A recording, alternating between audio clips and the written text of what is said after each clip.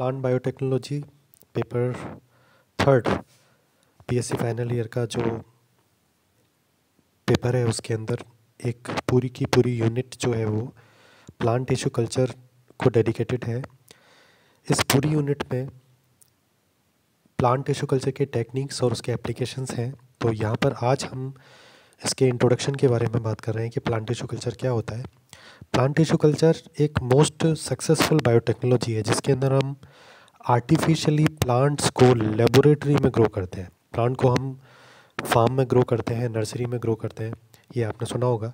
लेकिन लेबोरेटरी के अंदर टेस्ट ट्यूब के अंदर अगर प्लांट्स को कल्चर मीडियम पर उगाया जाए, अगर उनको ग्रो किया जाए, तो ये जो टेक्निक होती है ये प्लांट टिश्यू कल्चर कहलाती है। तो फर्स्ट पॉइंट में यही लिखा हुआ है, the process of growing cells artificially in the laboratory is tissue culture. तो टिश्यू कल्चर क्या है? टिश्यू कल्चर में सेल कल्चर भी आ जाती है जहाँ पर आप सेल्स को ग्रो करते हैं, आप टिश्यूज़ भी आ जाती हैं, या प्लांट का एक छोटा सा पार्ट हो सकता है, एम्ब्रियो हो सकता है, सीड हो सकता है, या स्टेमन्स हो सकते हैं, पॉलन ग्रेन्स हो सकते हैं।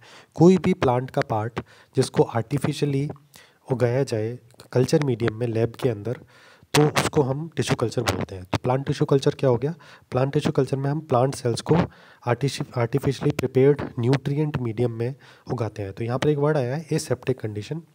एसेप्टिक कंडीशन का मतलब होता है जहाँ पर किसी प्रकार का दूसरा कंटेमिनेशन ना हो। दूसरा कंटेमिनेशन का मतलब है कि उस कल्चर मीडियम में कोई फंजाई की ग्रोथ ना हो, कोई बैक्टीरिया की ग्रोथ ना हो। तो हम बाकी सारे जो ऐसे जो पोटेंशियल ऑर्गेनिज्म हैं जो कल्चर मीडियम पर उग सकते हैं, उनको एलिमिनेट करते हुए, उनको एक तरफ रखते हुए इस प्रकार का एसेप्टिक एनवायरनमेंट क्रिएट करते हैं कि सिर्फ प्लांट सेल्स ही उसमें ग्रो कर सकें, बाकी दूसरे जो पोटेंशियल ऑर्गेनिजम्स हैं वहाँ वो ग्रो ना कर सकें। तो technique of growing plant cells, tissues and organs in an artificially prepared nutrient medium under aseptic conditions, इसको प्लांट टिश्यू कल्चर कहते हैं। तो प्लांट टिश्यू कल्चर जो है वो, इसका एक्चुअल में जो एप्लीकेशन है वो मॉडर्न एप्लीकेशन अपन बाद में पढ़ेंगे। अभी अपन हिस्ट्री की बात करते हैं।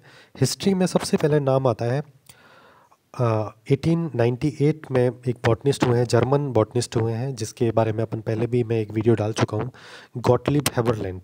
तो गॉटलिब हेबरलैंड जो है वो सबसे पहले ऐसे व्यक्ति थे जिन्होंने टिश्यू कल्चर को एस्टेब्लिश करने में सबसे पहला ये कॉन्सेप्ट कि प्लांट सेल्स को हम टेस्ट ट्यूब में या लैब में ग्रो कर सकते हैं या किया जा सकता है, ये सबसे पहला अटेम्प्ट जो है, ये प्रयास जो है गॉटलिब हेबरलैंड ने किया था। इस प्रयास में वो सक्सेसफुल हुए या अनसक्सेसफुल हुए, या आप मेरी जो गॉटलिब हेबरलैंड की अलग से एक वीडियो अपलोड किया गया है उसमें आप देखें। उसके बाद में 3 वैज्ञानिकों का नाम आता है 1934 से 1939 के बीच में, गॉथरीट, वाइट और नोबेकोट। ये 3 वैज्ञानिक हेबरलैंड के बाद में आते हैं और ये आर्टिफिशियली ग्रो करते हैं प्लांट्स को। एक्चुअल में इन्हीं को सबसे पहले सक्सेस मिलती है प्लांट को आर्टिफिशियल मीडियम में उगाने की।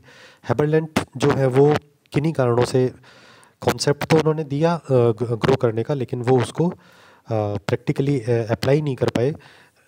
उसको प्रैक्टिकली अप्लाई करने का जो श्रेय, इम्प्लीमेंट करने का जो श्रेय है वो गॉथरीट, हेबरलैंड और वाइट को, नोबेकोट और वाइट को जाता है। तो प्लांट हार्मोन की डिस्कवरी के साथ में, जब प्लांट हार्मोन डिस्कवर हो गए, ऑक्सिन और साइटोकाइनिन्स, तब ये प्लांट टिश्यू कल्चर जो है वो उसको आर्टिफिशियली मीडियम के अंदर ग्रो करना ईजी हो गया। तो इसके बारे में अपन और जानेंगे नेक्स्ट वीडियो में। देखते रहें। Thank you.